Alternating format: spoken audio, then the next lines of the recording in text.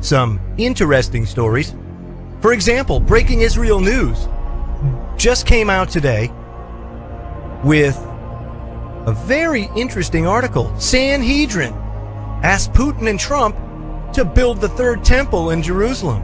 Now, a lot of people out there know about a lot of the biblical prophecies that have to do with the third temple and what it could possibly mean as far as end-time events. Well, let me give you Isaiah 45:1. It says, "Thus saith Hashem to his anointed, to Cyrus, whose right hand I have holden, to subdue nations before him, and to loose the loins of kings, to open the doors before him, and that the gates may not be shut." It says the nascent Sanhedrin is calling on Russian President Vladimir Putin and U.S. President Donald Trump to join forces and fulfill their biblically mandated roles by rebuilding the Jewish temple in Jerusalem.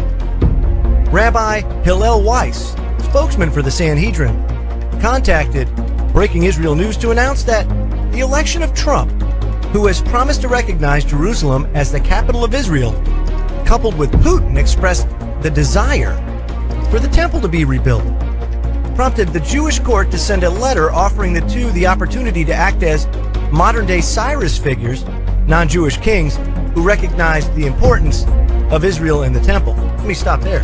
Wow, wouldn't that be interesting if all of a sudden you have a movement underway and perhaps even something that brings about the building of the third temple.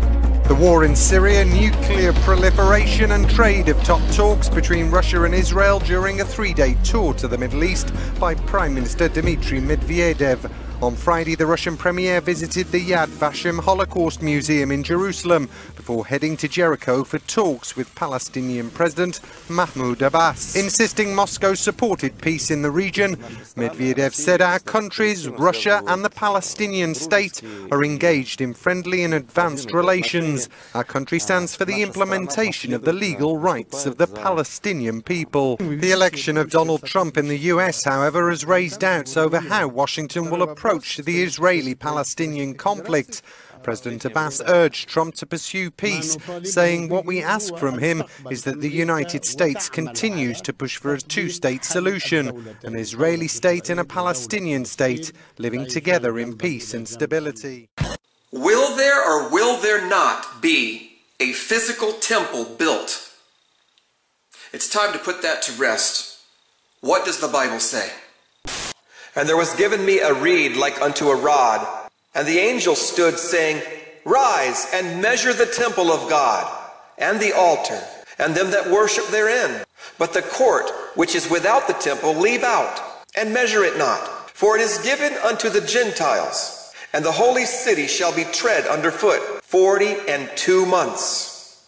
He is literally measuring a building here. And everyone can see the inner and outer courts, the altar, and the Gentiles will be given the outside, and there'll be a special reserved part of the inside. This is talking about a real physical temple.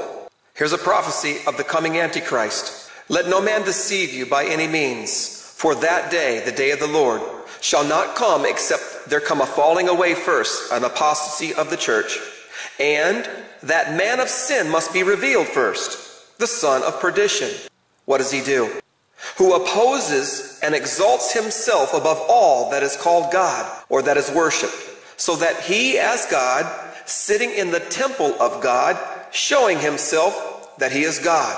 Proof that the Antichrist will sit in that physical temple, that physical building that still has yet to be built. Please repent before it's too late.